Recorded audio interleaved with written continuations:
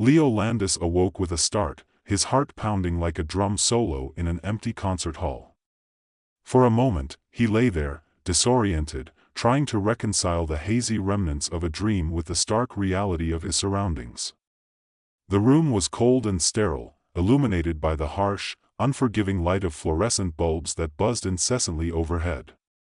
There were no windows, no comforting signs of the outside world, just the relentless hum of machinery and the faint, rhythmic blinking of a clock on the wall. "Another reset," he muttered, rubbing his temples as the echoes of last night's failed mission reverberated through his mind. His head felt heavy, as if someone had attempted to play a drum solo on his skull with a mallet made of concrete.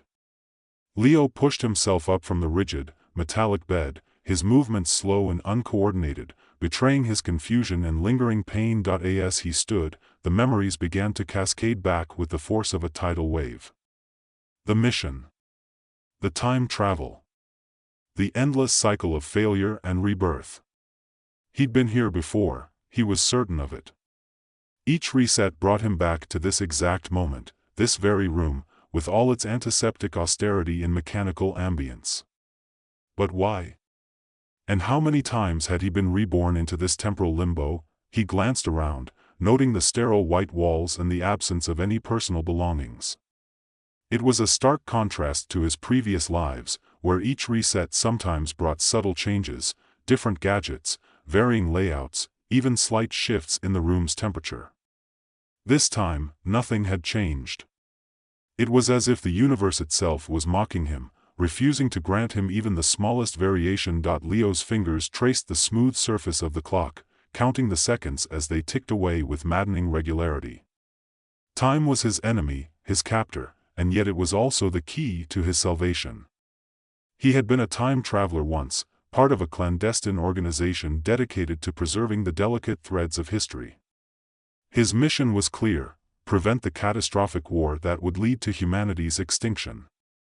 Simple, straightforward, on paper, but in reality, it was anything but. Every time he jumped back, every attempt to alter a single event, the timeline would shift in unpredictable ways. He had prevented assassinations, stopped battles, tried to change key decisions. Each intervention felt like steering a ship through a storm, only to find that no matter how hard he tried, the ship always found its way back to the same treacherous waters. "Maybe I'm just not cut out for this," he whispered, the frustration evident in his voice. He sank back onto the bed, the cold metal pressing uncomfortably against his back. His thoughts were a tangled mess of past failures and present confusion. He remembered the faces of those he had saved, only to see them either perish in different ways or lead humanity down even darker paths. A sudden chill ran down his spine as the room began to shimmer and distort, the edges of reality bending and warping. The time machine, the sleek, glassy contraption that had once represented hope, was activating once more. Its silent promise of a better future now felt like a siren's call, luring him back into the abyss of endless possibilities and inevitable disappointments. Leo stood up, determination hardening his features. "All right, machine," he said, his voice steadied despite the turmoil inside him. "Let's do this one more time." He approached the device, its surface reflecting his weary expression. Touching the cool glass, he felt a surge of energy course through him, the familiar sensation of temporal displacement wrapping around his consciousness. His vision blurred, colors melding into a dizzying vortex of light and sound, and then, as quickly as it had begun, everything went dark. When he opened his eyes again, he was standing in the same cold, sterile room, the clock still blinking its relentless rhythm. Leo took a deep breath, steeling himself for another attempt to change the course of history. But this time, something felt different. There was a flicker at the edge of his perception, a hint of something beyond the mere repetition of events. A sense that he was no longer just a pawn in a grand temporal game, but something more, a reincarnation, a vessel for a legacy that spanned beyond his own understanding. "All right, Leo," he said to himself, a faint smile playing on his lips despite the weight of his mission. "Let's see what you're truly made of." Leo Landis wasn't your typical time traveler. Sure, he had the gadgets, the training, and the mission, prevent a war that would spell the end for humanity.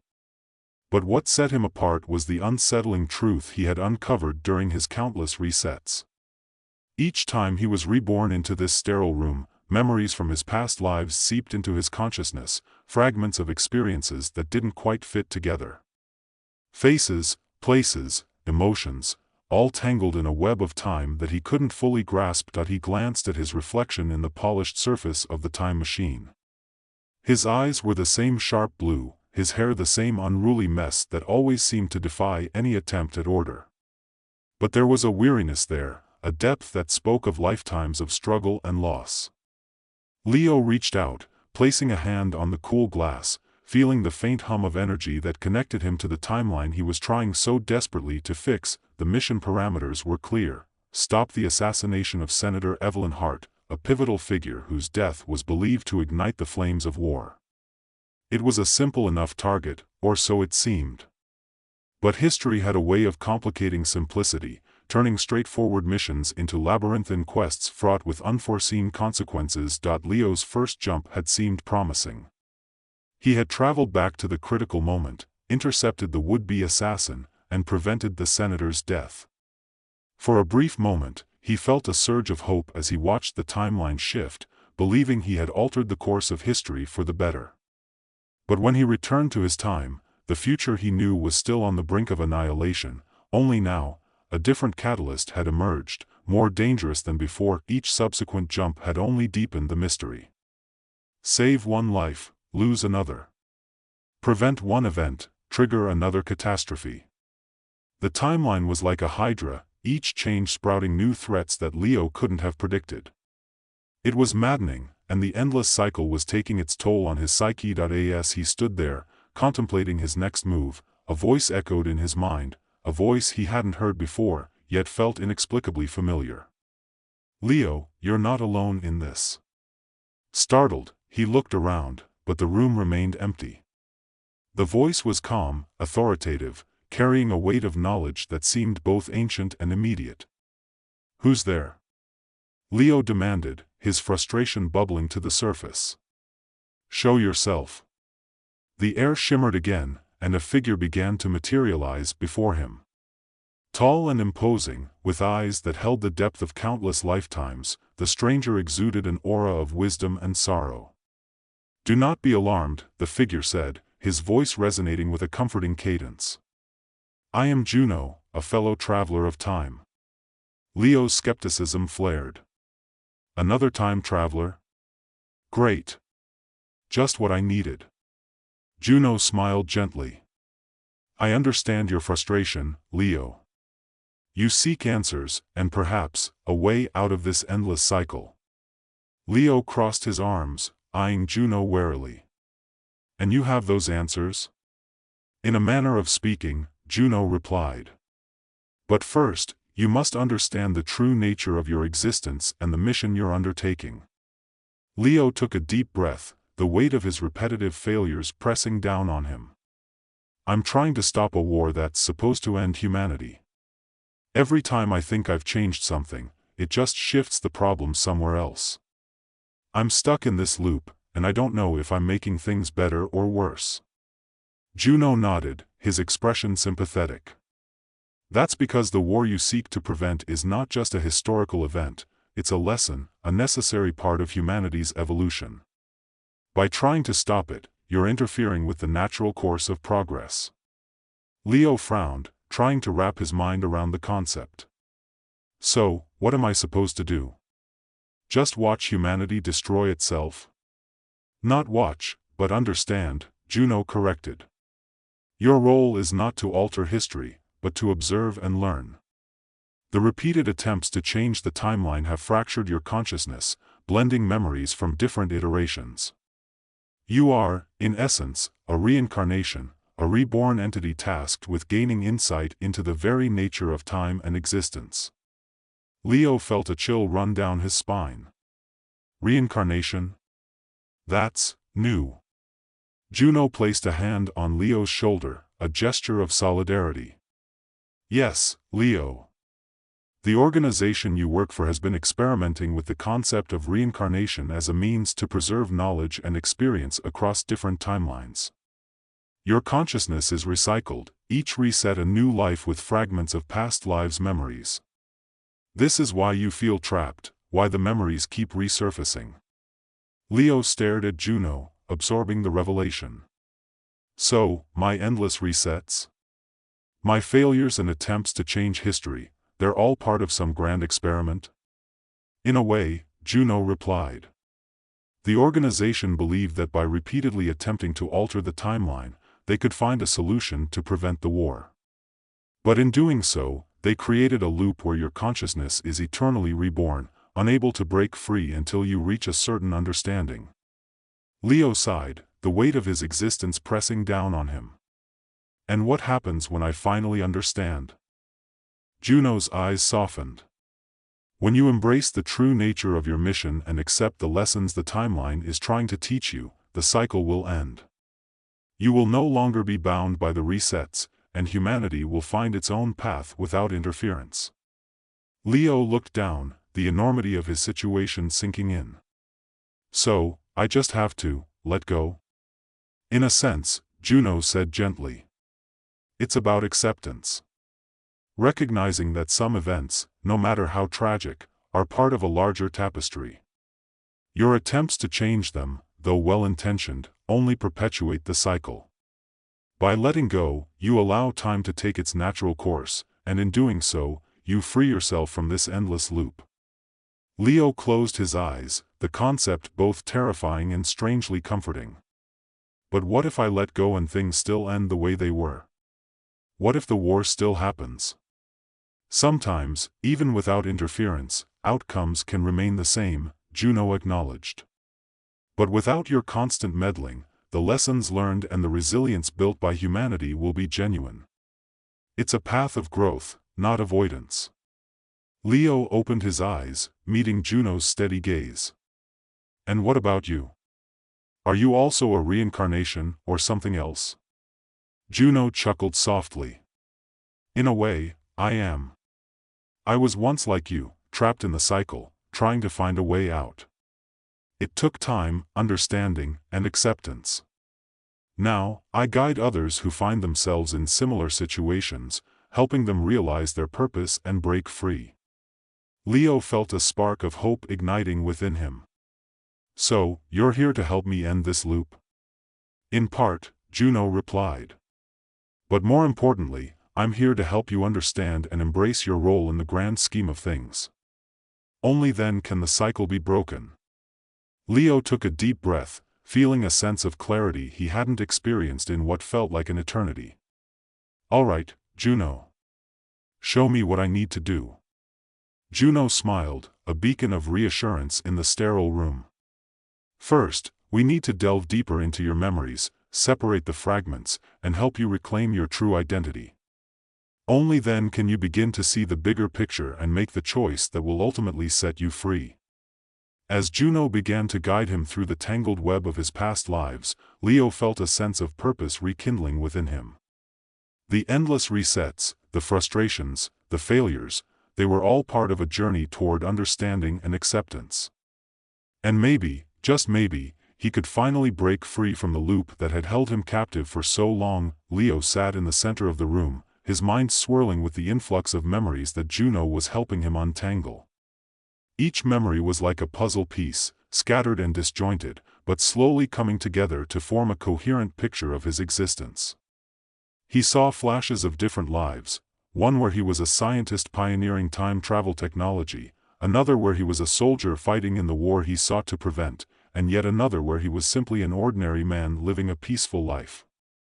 These memories, Juno explained, are the remnants of your past lives, each reset leaving behind traces that intertwine with your current existence. They're not meant to confuse you but to provide the insight you need to understand your true purpose. Leo nodded, trying to piece together the fragmented images in his mind. But why the endless resets? Why can't I just keep trying to prevent the war without being reborn each time? Because the organization realized that simply altering events wasn't enough, Juno replied. They needed a deeper understanding of time's complexities, and your reincarnations were a way to gather that knowledge across different iterations. However, the experiment has its flaws, leading to the perpetual loop you're now experiencing. Leo frowned, the frustration bubbling up once more. So, how do I fix this? How do I break free from the loop? Juno leaned forward, his eyes reflecting a mixture of empathy and determination. By accepting that you cannot control everything. The war is a catalyst, a necessary event that will shape humanity in ways that pure prevention never could. Your role is to observe, learn, and guide without directly interfering. Leo sighed, the weight of his mission pressing down on him once again. But what if the outcome is still the same? What if the war still happens no matter what I do? It might, Juno admitted. But without your direct interference, the lessons learned from the war will be more profound and impactful. Humanity will have to grapple with its flaws and find its own path to resilience and growth. As the minutes turned into hours, Leo and Juno delved deeper into his memories, untangling the threads of his past lives and forging a path toward understanding. Slowly, the fog of confusion began to lift, replaced by a clearer vision of his purpose. He realized that his endless attempts to change history were not failures but steps toward enlightenment, each reset a lesson in patience, acceptance, and the intricate dance of time. Do you see now, Leo? Juno asked, his voice gentle but firm. The war is not your enemy. It's a part of a larger narrative, one that humanity needs to experience to evolve. Your true mission is to support, not to control. Leo nodded, a sense of calm washing over him. I think I understand. It's not about stopping the war, but about ensuring that humanity can rise from it stronger and wiser. Exactly, Juno affirmed. And by embracing this role, you can finally break free from the cycle that has held you captive for so long. Leo took a deep breath, feeling a sense of liberation he hadn't felt in what seemed like an eternity. So, what's next? Now, Juno said, you need to let go of your need to control the outcome. Trust in the process of time and in humanity's ability to learn and adapt. Your role will shift from active intervention to passive observation, guiding from the shadows when necessary but allowing events to unfold naturally. Leo closed his eyes, focusing on the newfound clarity that settled within him. He felt a sense of peace, a release from the relentless cycle that had defined his existence. All right. I'll try. Juno smiled, a gesture that radiated warmth and reassurance. That's all anyone can ask. Remember, Leo, understanding and acceptance are the keys to your freedom. As the room began to shimmer once more, signaling the imminent reset, Leo felt a profound sense of readiness. He was no longer just a pawn in a temporal game, he was a participant in a grand narrative, a witness to the unfolding story of humanity. And with that realization, the endless loop began to dissolve, the cycle of rebirth and repetition giving way to a new beginning. The last thing Leo saw before the darkness enveloped him was Juno's steady gaze, a silent promise of guidance and understanding. And as his consciousness transcended the boundaries of time once more, Leo embraced the uncertainty of the future, knowing that he had finally found the key to breaking free from the chains that had bound him for so long. When Leo Landis opened his eyes again, he found himself standing on a bustling city street, the sounds of everyday life filling the air around him. The contrast was stark compared to the sterile room of his previous existence. People hurried by, engrossed in their own lives, oblivious to the weight of history pressing down on him. The sky above was a brilliant blue, unmarred by the smoke and ash of war he had come to dread. He took a moment to absorb his surroundings, the vibrant colors and dynamic energy of the city rejuvenating his spirit. This was a fresh start, a new timeline where the war had been prevented. But Leo couldn't shake the lingering doubts, the nagging feeling that something was still amiss. Had he truly succeeded this time, or was this just another illusion, another step in the endless cycle? As he walked down the street, memories from his past lives began to resurface with greater clarity. He saw himself in different roles, each one contributing to the complex tapestry of his existence.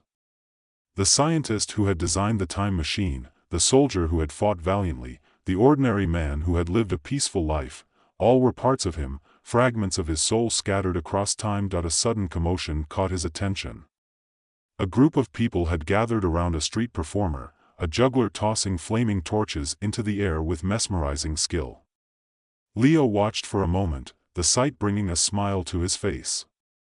It was a simple pleasure, a reminder that life could still hold moments of joy even in the face of adversity, but the peace was short-lived. The distant rumble of explosions echoed through the city, a sound that sent chills down his spine. Leo's instincts kicked in, the automatic response honed through countless resets. He sprinted toward the source of the noise, weaving through the crowd with surprising speed and agility. As he approached the scene, he saw plumes of smoke rising into the sky, buildings crumbling under the force of relentless attacks. The war was happening, despite his best efforts to prevent it. Panic and chaos reigned as people fled in all directions, seeking shelter from the devastation. Leo's heart sank. How was this possible? Had he failed again? Or had his actions somehow triggered this new catastrophe? He tried to remember what he had changed this time, but the memories were still hazy, the details elusive. A voice called out, breaking through the turmoil. Leo! Over here! He turned to see Juno standing amidst the chaos, his expression calm despite the surrounding mayhem. Juno! How are you here? I thought the loop was broken. I am here to help you understand, Juno replied, his voice steady. The war you see is not the one you were trying to prevent. It's a different conflict, a result of the shifts you've caused in the timeline. Your attempts to change history have created ripples, altering events in ways you didn't anticipate. Leo frowned, frustration bubbling to the surface. But I followed your instructions. I let go, accepted my role. How could this still be happening? Juno sighed, the weight of countless timelines evident in his demeanor. The nature of time is such that every action, every decision, creates new possibilities.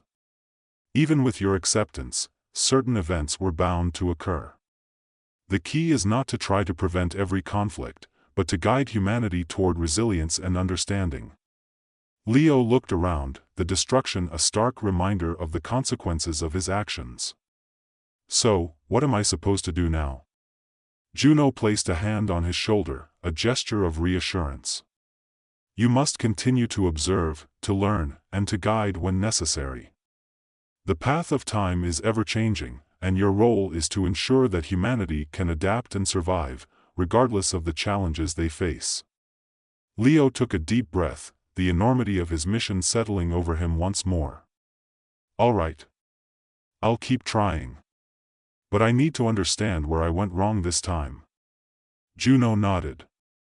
We need to trace the timeline shifts, identify the key moments where your interventions altered the course of events. Together, we can find a way to minimize the negative impacts and maximize the opportunities for humanity to thrive. As they moved through the war-torn city, Leo felt a renewed sense of purpose. The journey ahead was fraught with uncertainty, but with Juno by his side, he felt more equipped to face the challenges that lay ahead.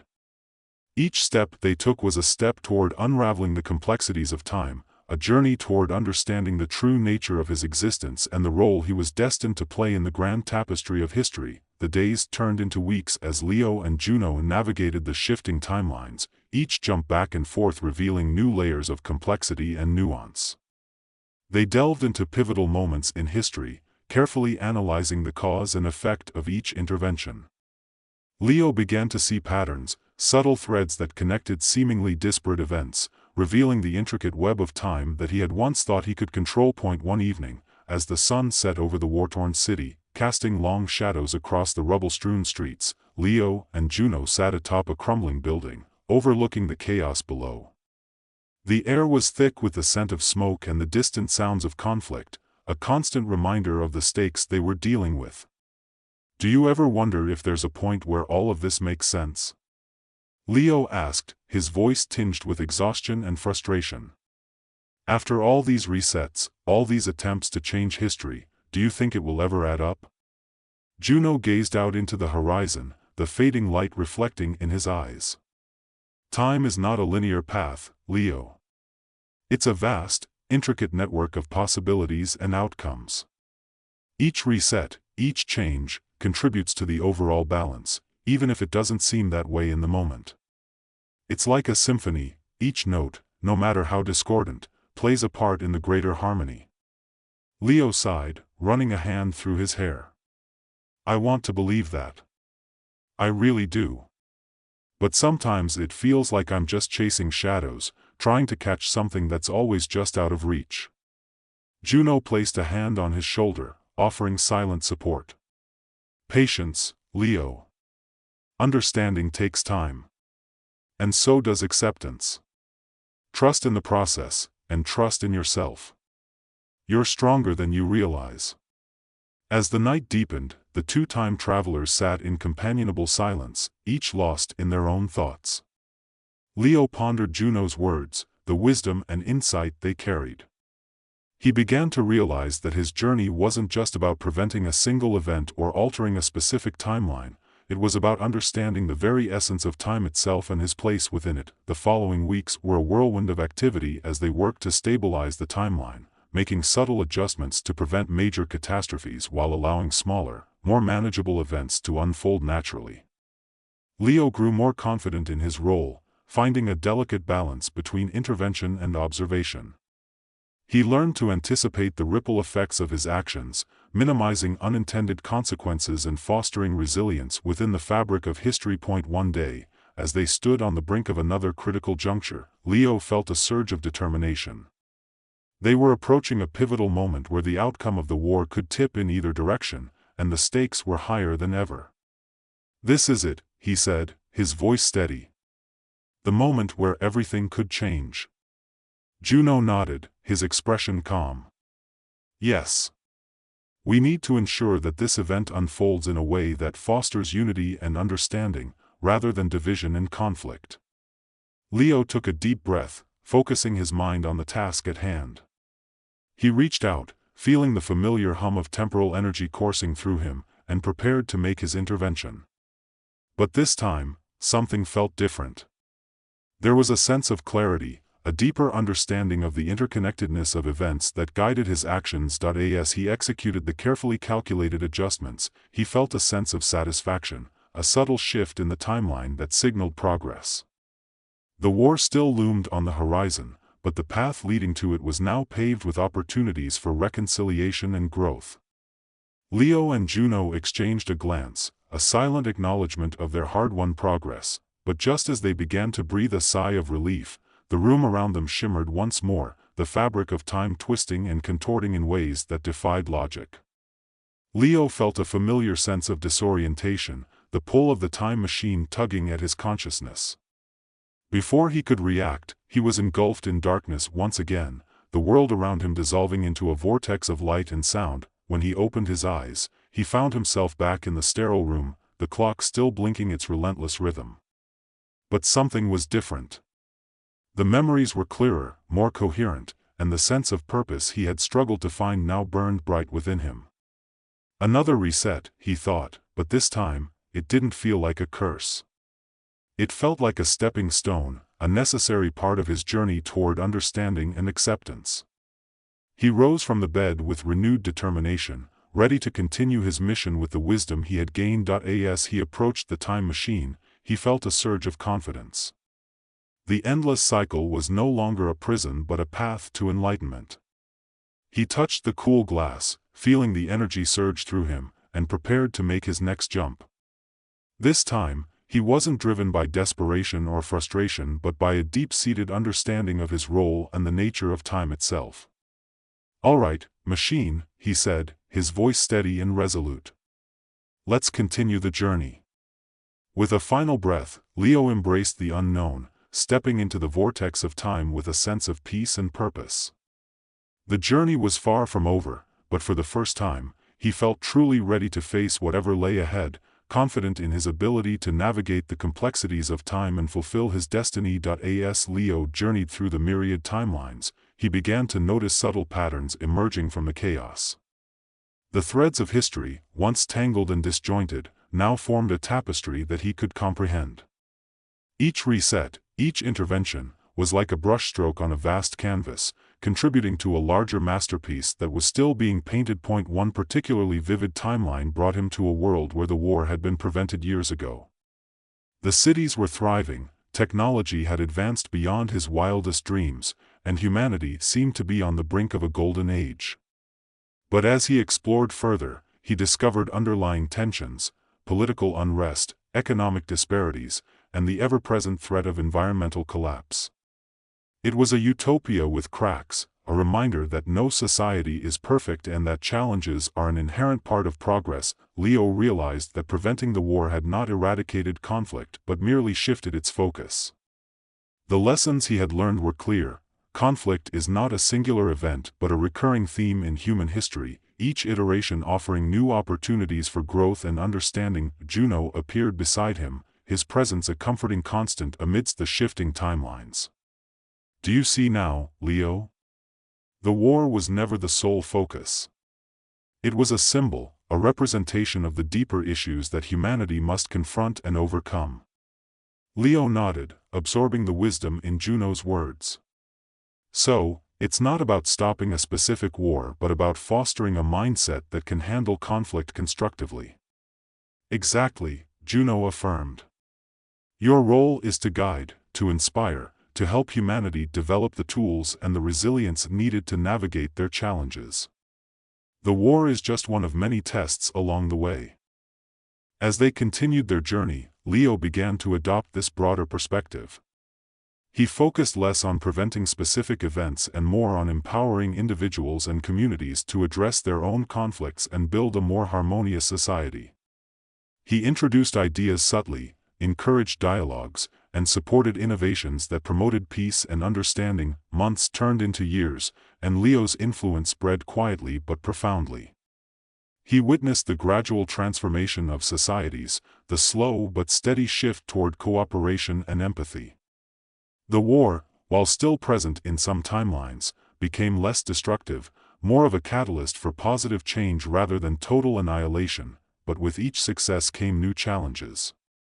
Leo encountered timelines where his interventions had unintended consequences, where his actions had set off a chain reaction of events he hadn't anticipated. He learned to navigate these complexities, adapting his strategies and refining his approach to minimize negative impacts while maximizing positive outcomes. One day, as he and Juno stood atop a hill overlooking a peaceful valley, Leo felt a sense of accomplishment he had never experienced before.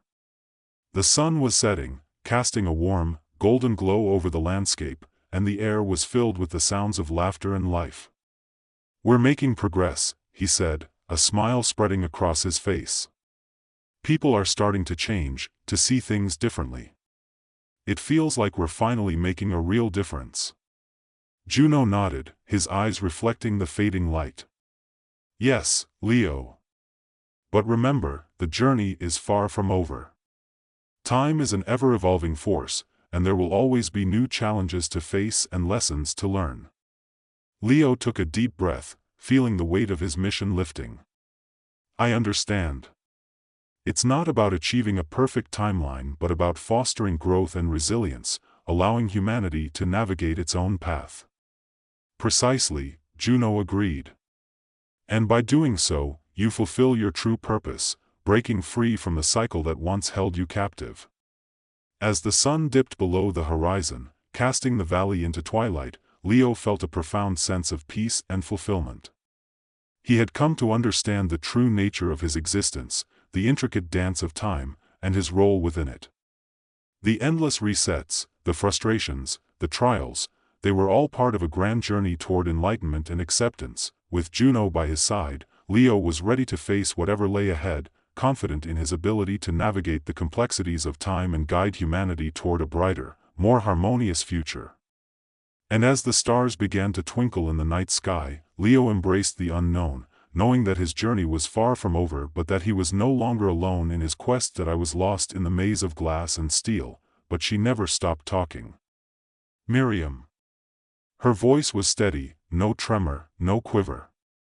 As if she had been doing this for years, which, in a way, she had.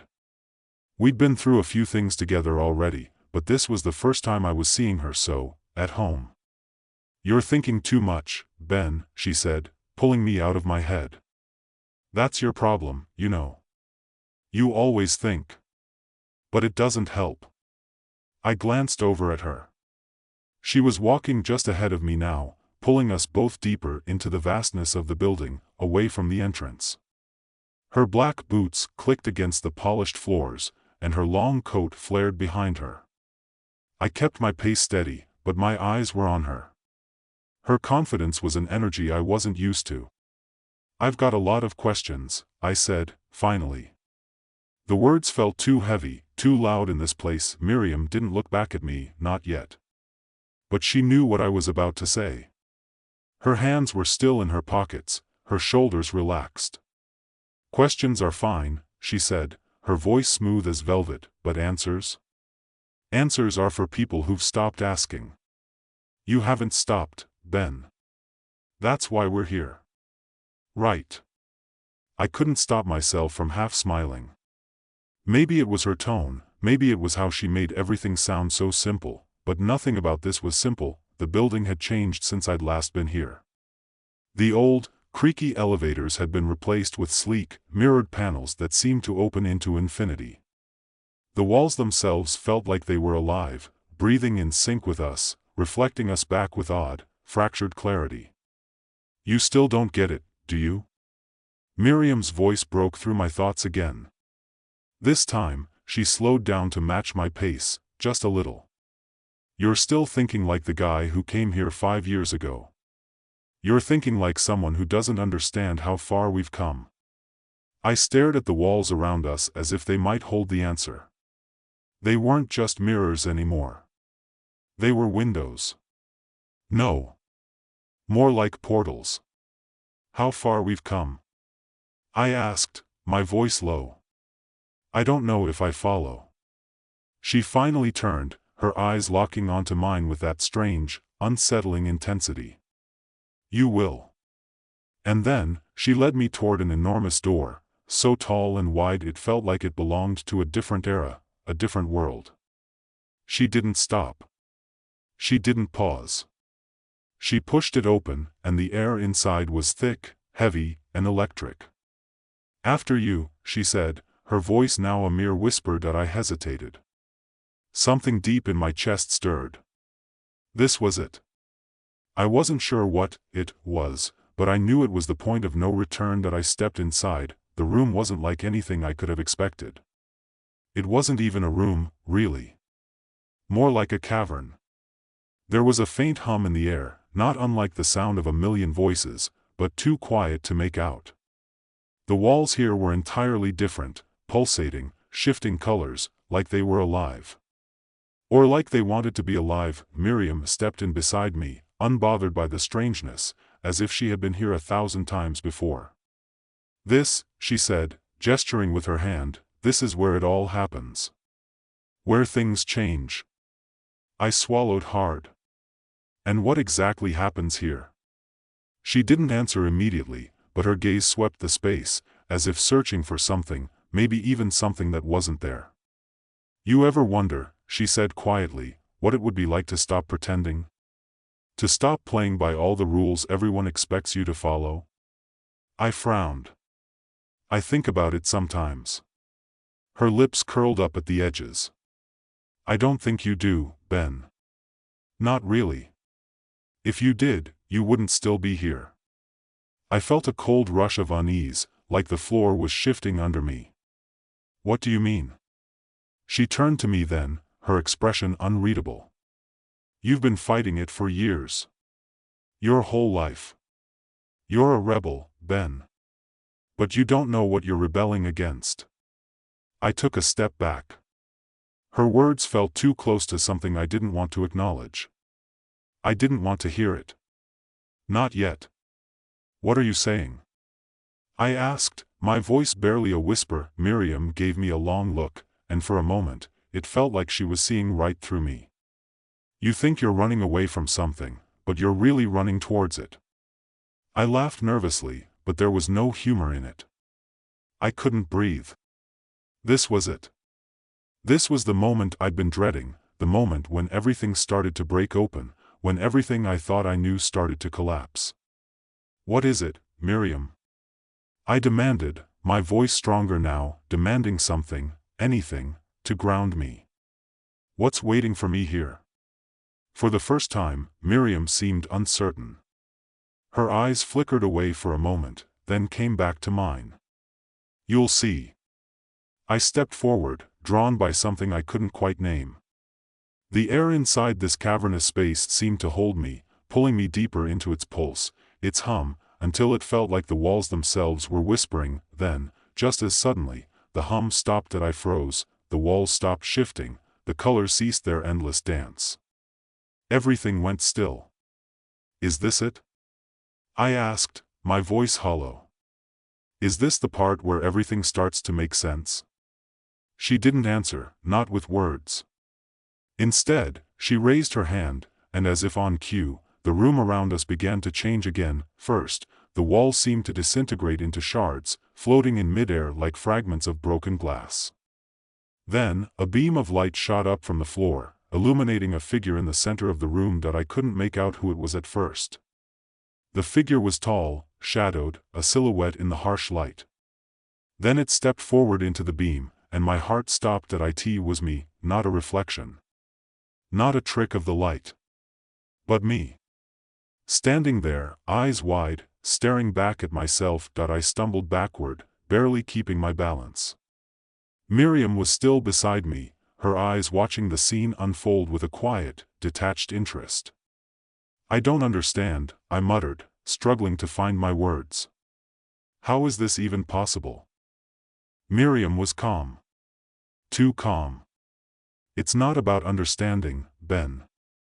It's about seeing." The figure, me, took a step forward.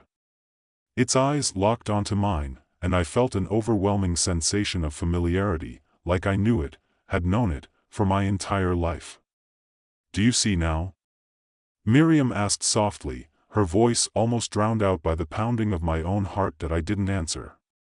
How could I? The figure that was me was too much to take in. Too impossible, but I had no choice.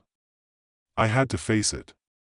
"I see," I whispered, the words heavy, as if they were ripped out of me. The figure smiled, and just like that, the room around me exploded into light. The light engulfed everything. At first, it felt like a fire, all-consuming and relentless. But it wasn't hot. It wasn't even painful. Instead, it was something far more disorienting. It was the sensation of being pulled in 1,000 different directions at once. My mind couldn't make sense of what was happening, couldn't pin down where I was, or who I was supposed to be. I tried to look away, but my body wouldn't obey. My eyes were locked on that figure.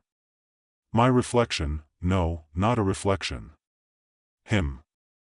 Me, and then, in the blink of an eye, everything stopped, the light vanished. The world came back into focus. I was standing, trembling, in the same cavernous space. The hum had returned, a soft whisper at the edge of my consciousness. But I was no longer alone. The figure, the version of me, stood directly in front of me, no more than a few feet away. His expression was unreadable, and yet I knew him. I knew those eyes, those features, that posture. It was me. But it wasn't that. He tilted his head slightly, as if studying me the way one might study an old, familiar object, something once treasured, now distant, distant enough to be a stranger. "Are you done pretending, Ben?" he asked, his voice calm, like he was simply waiting for me to catch up. I tried to speak, but the words caught in my throat. How could he sound so much like me and yet be so different? Miriam was standing behind me, her presence a quiet constant. She didn't move. Didn't speak.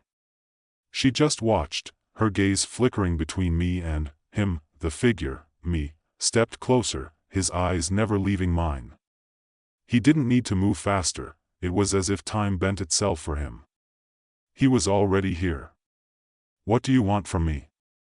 I finally choked out, my voice raw and shaking. "Want?" he repeated, almost bemused. What makes you think I want anything, Ben? I didn't understand. Stop playing games, I said, my words coming faster now, desperate. You're me. You have to be me. But you're different. Why?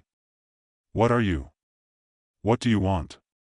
The figure raised an eyebrow, studying me with amusement. I don't want anything, Ben. You've misunderstood the whole point. I am you. But I'm the version of you that knows everything you've been running from. Everything you've been avoiding.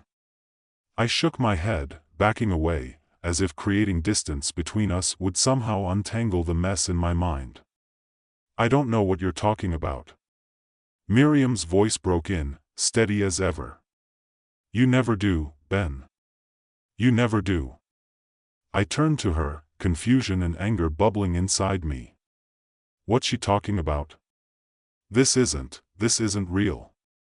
But the figure, the other me, simply chuckled softly. It's as real as anything gets, Ben. This is the moment you've been preparing for. This is the truth you've been avoiding. The truth? I repeated, barely able to breathe. You've been fighting this for so long, he continued, his voice now carrying a weight to it that I couldn't escape. But you can't run forever. The time loop, the choices, the mistakes, it all led you here. To me. To yourself. I froze, the realization creeping in like ice water on my spine. The time loop? Yes, he said, smiling in a way that twisted my stomach into knots. The one you've been repeating. The one you've been running from. You're not just a traveler, Ben. You're the echo of every decision, every choice, every failure. You're the result of every time you tried to change history, only to find that history keeps changing you. I wanted to scream, to argue, but the words stuck in my throat. This was too much. Too impossible. And yet, the more I stood there, looking at the figure that was me, the more everything made sense in a way I didn't want it to. You're me, I whispered. But how can that be? How could I become you? He tilted his head again. The better question is, how could you not? I blinked, my mind scrambling for something to hold on to. This isn't real. I'm not. I'm not part of whatever this is. You are, Miriam said from behind me, her voice like a whisper that carried the weight of an entire lifetime. You always have been. I spun around to face her, anger flaring. Stop. Just stop. I need answers. I need to know how this is possible. Her eyes softened, but only just. You'll know when you stop running, Ben. When you stop pretending you can change it. This is where it all comes together. The figure nodded slowly, his gaze never leaving me. This isn't about changing history, Ben. It's about understanding why you can't. Every attempt, every failure, every sacrifice you've made, it's part of a cycle. A loop. You're not just a traveler, you're a prisoner of time itself. I shook my head, gripping my chest as if the air had turned thick and suffocating. No, I can't. You can, he said gently. You always could. I could feel my heartbeat thunder in my chest. This was it. The truth I had been running from. The thing I couldn't understand, no matter how many times I tried to change things. Time wasn't just a thing I could control. It wasn't something I could bend to my will, that I was a part of it. Just as much as it was a part of me. You're not just trying to fix things, Ben, the figure continued. You're trying to escape yourself. But you're a part of the future you're trying to stop. And the future will always catch up to you. I closed my eyes, swallowing the bitterness rising in my throat. Then what do I do? I whispered, my voice barely audible. You stop running, the figure said. You face it. Face what you've become. The time loops are endless because you don't want to face yourself. The weight of his words sank in like a stone in my stomach. The world around me shifted again, the room bending and stretching like it was made of liquid. The walls rippled, and the light began to pulse faster. I felt myself growing smaller, or maybe the room was growing larger. I couldn't tell. All I could see, all I could feel, was the crushing certainty that I was caught. Trapped. In a loop of my own making. Will it ever stop?